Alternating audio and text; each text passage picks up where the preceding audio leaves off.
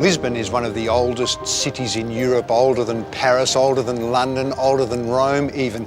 And it's the only European capital to be built on both a river, the Tagus, and a sea, the Atlantic. This is very much a city that ebbs and flows with the tide and shimmers with the most extraordinary light. It's a light that is trapped and reflected by Lisbon's 7 surrounding hills. It's a light that is mirrored upon the surface of the river. It's a light that bounces off the pale colours of the sandstone buildings of the city.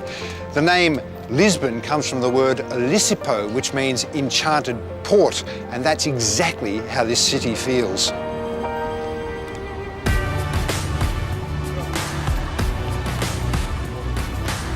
This lively Portuguese city is the starting point for our unforgettable Douro with Lisbon and Madrid journey with Scenic. From here, we head north to the charming port city of Porto, where we'll board Scenic Azure to sail along the magnificent Douro Valley. Then we'll wrap it up with a couple of days in the Spanish capital.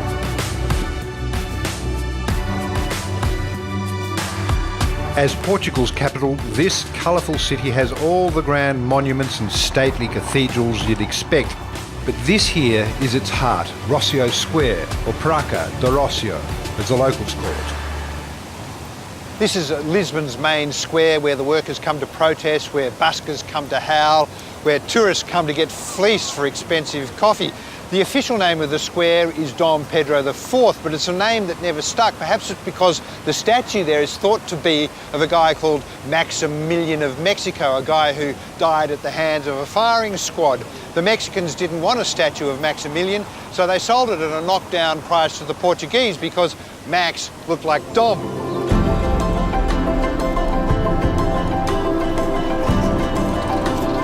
Down toward the river is the Hieronymus Monastery, a 500-year-old masterpiece with a history as impressive as its sheer physical size. It took over a century to build, but the chapel itself dates back even further. It was King Manuel who built the church? Yes, he was the one who sponsored the construction of the church here in Belém. And there was a reason why it was built right here? Yes, there's a reason.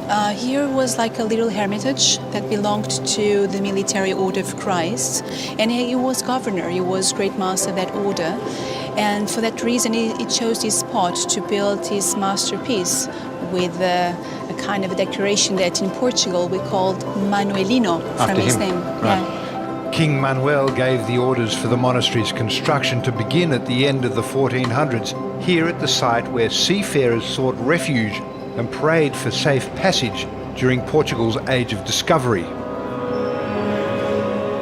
And we're right next to the river, so this is where the explorers would depart from. Exactly. And they would come in here before their voyage. Yes, it was mandatory for them to stop here on their way to the New World, so they want to ask for protection and then thank God that they arrived safe. Right.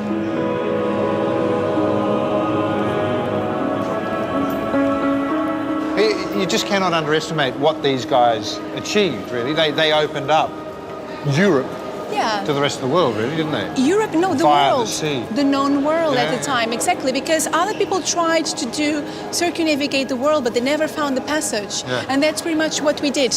We found a passage from the Atlantic to the Indian Ocean.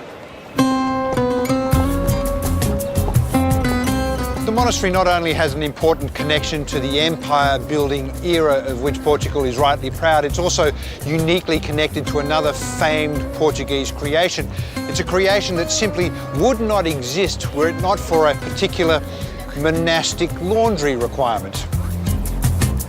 The Portuguese are known the world over for their great explorers, canned fish, and, well, most importantly, for the creation of these delectable delicacies.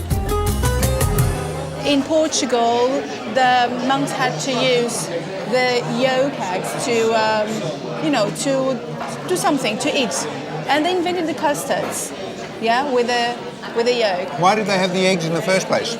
Well, the thing is that they needed the white part of the egg to steep the clothes. So they used the whites as starch for their costume, right? Yeah. Right. And so they needed to do something with the rest. And then they started just inventing things, and mostly custard, sweets. Fortunately for us, those creative monks had the culinary nous to produce what we now know as the Portuguese tart, and what the locals call pastis de nata. They have a massive kitchen out there. Do you have any idea how many of these they're baking a day? They do about 6,000 custards a day, more or less. Wow. It's a lot. They are very good.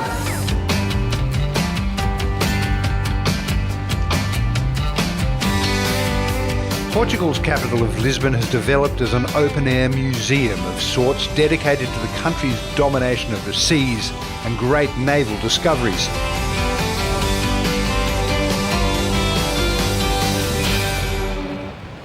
The tower was erected here to protect Lisbon from marauding sailors. It was also the beacon that would signal home for returning explorers who had plied the seas, rounded the Cape of Good Hope, crossed the Atlantic. It's also where you'll find the first European stone rendering of a rhinoceros. The story goes that the rhinoceros was sent out from the Portuguese colony in India because King Manuel of Portugal had read that in a fight between a rhinoceros and an elephant, the rhinoceros would win. So, being king, he staged the fight in the grounds of the palace. Now, I know you're going to want to know who won. Well, the elephant was completely disinterested and walked away. Belém Tower is just one of the monumental highlights of Lisbon's Belém district, home to some of the country's most iconic and important tourist sites. After a morning exploring, Scenic will deliver you here to the Maritime Museum, now regarded as one of the most important museums of its type in all of Europe. So this is the result of Henry the Navigator's work, really, isn't it? Yes, it is. Actually, it's a very good summary of everything that the Portuguese did in the entire world. We have all the routes heading to India and China and Japan, even to Brazil. It's an impressive collection of over 17,000 items, from maps to model ships and sailing instruments dating back hundreds of years, and telling the story of Portugal's pioneering role in world exploration. They're very intricate models, aren't they? Brilliant models. Yes.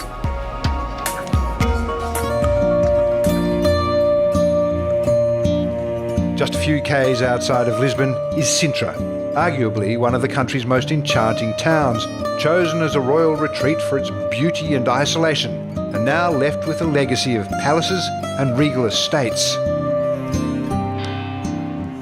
Sintra is living proof of why it's good to be king. I mean, look at it. It's a fairy tale village of great beauty, chosen by and restricted to royalty and their mates, where the king and queen set up palaces to party away from the minions in this cooler than Lisbon microclimate. And party they did, banquets of great excess, knights in shining armour, fair damsels of buxom righteousness, parades of elephants and peacocks, even the odd wildcat or two. Four-legged, of course. Yes, it was good to be king. As one would expect, Sintra's national palace is palatial, with lavish interiors that remain virtually unchanged since the Middle Ages. This is the room in which the king was caught kissing the most beautiful lady-in-waiting. Word got back to the Queen, Philippa of Lancaster. He had to explain himself. He said his intentions were good. It was for good. He was so enraged at the gossiping among the ladies-in-waiting, of which there were 136, so he painted 136 magpies on the ceiling, magpies being the warbling bird. In their beaks are the words "Por Bem," meaning for good, and in their claws are the rose being the emblem of the House of Lancaster. It still has all the fascinating detail from 5 centuries ago, including a kitchen that allowed for the preparation of meals for hundreds of guests.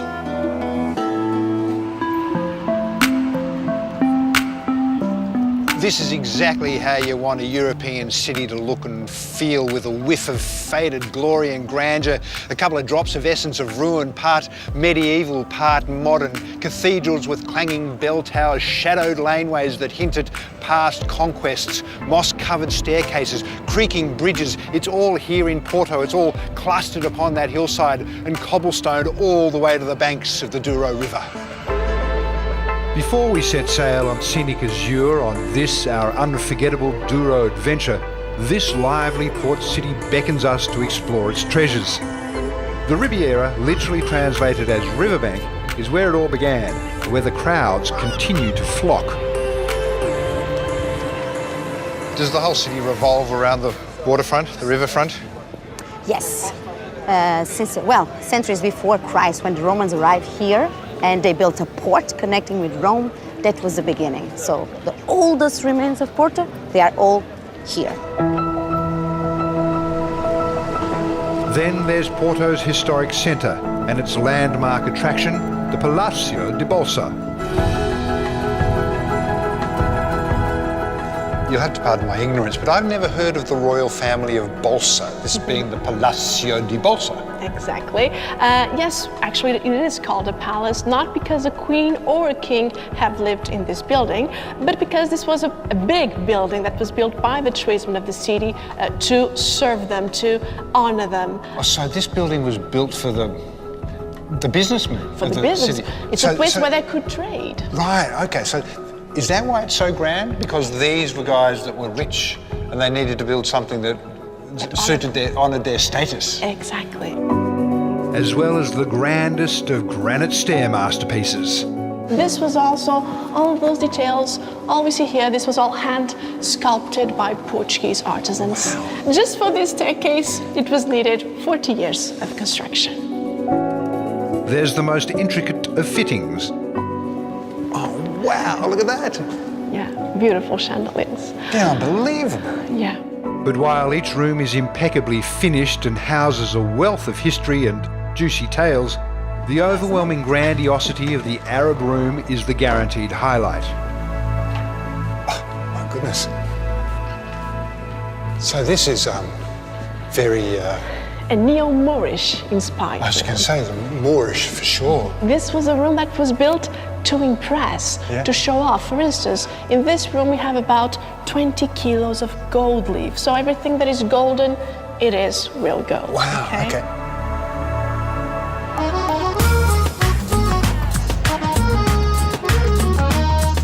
From most vantage points in Porto, you can see the famed Douro, Porto's lifeblood, and indeed the reason for the city's creation.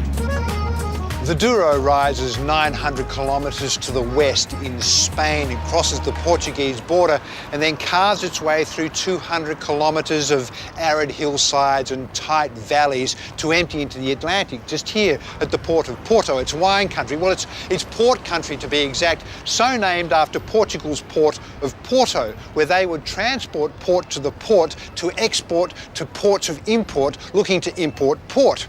And it's along the Douro that we'll be travelling on the scenic Azure. Before we set sail again, we take a scenic free choice tour to uncover that rich port history at Coburn Cellars.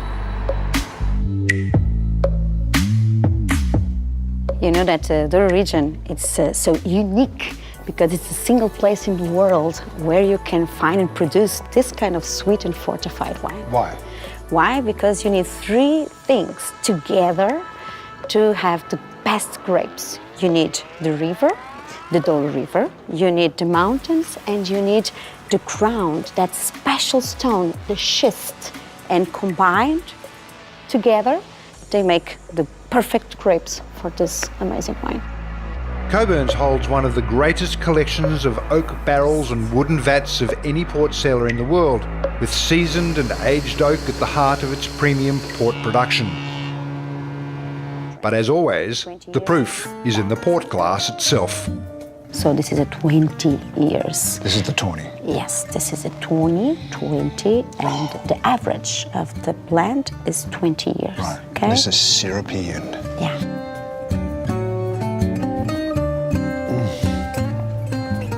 It's a perfect wine, isn't it? Wow.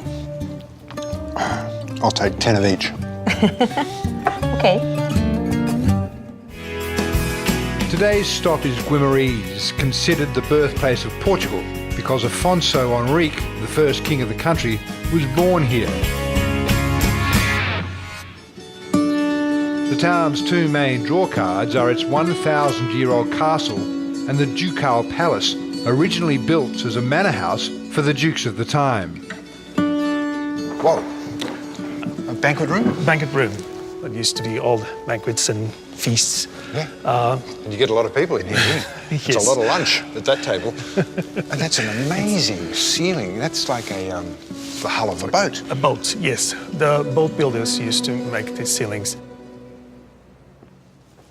Another massive room. Exactly. You see the holes over there, next to the fireplace on the top. They were from the Duke chamber, so we'll be able to see everything from what's going on this room. So they knew everything about who's going to date who or something like that. They're spying right on here, they're spying here. So, and when it was crowded, they come down to say hello to everybody. They know everything.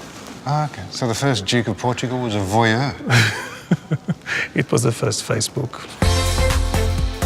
We needn't be envious, as our own palatial hotel on the water, the luxurious scenic Azure, is ready, waiting to glide us towards the next port of call. Of all the hotel beds I've collapsed upon over the years, I doubt there's been one quite as sublime as this. I mean, this is a bed of pure genius. Not only does this remote offer the ability to manipulate and invert yourself into positions you never thought imaginable, the bed provides such a level of tranquility and contentment. The Zs descend like a torrent. You're out like a light in seconds. I mean, I have been sleeping the sleep of an all-conquering warrior. Like a hibernating grizzly with nothing left to grizzle about. It's like a feather on fleece. If you can peel yourself away from the magnificence of scenic Azure for just an hour or two, the Douro Museum is just across the road from our docking point in Reyne.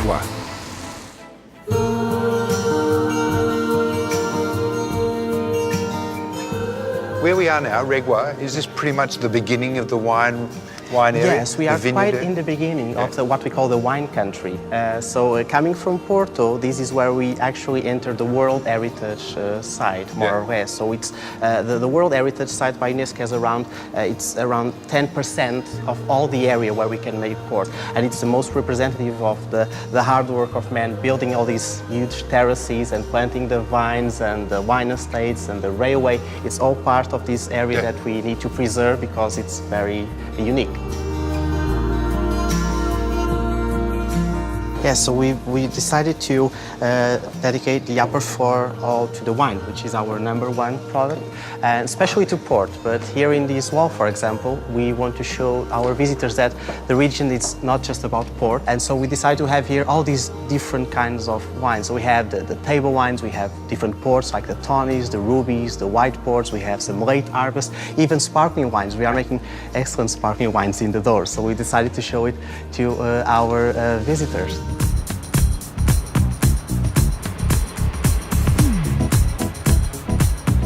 If there's one thing that's immediately evident about Portugal, it's that this is a quietly proud country with so much to crow about, with their history of discovery and exploration, with the subsequent enormous wealth, with their gentle but magnificent influence around the globe. Any other nation would be strutting about with their chest puffed out, bashing your ear. Not here, not the Portuguese. It's almost as if they're apologetic for all they've achieved. They're proud and they're passionate, but they're mellow and they're modest. I mean, what's not to like? And then there's their port. Any country that is able to create a drink that has the effect of an angel fluffing her wings and batting her eyelashes upon your tongue, who's certainly got it sorted. And there's still plenty of Portugal and the Douro yet to discover.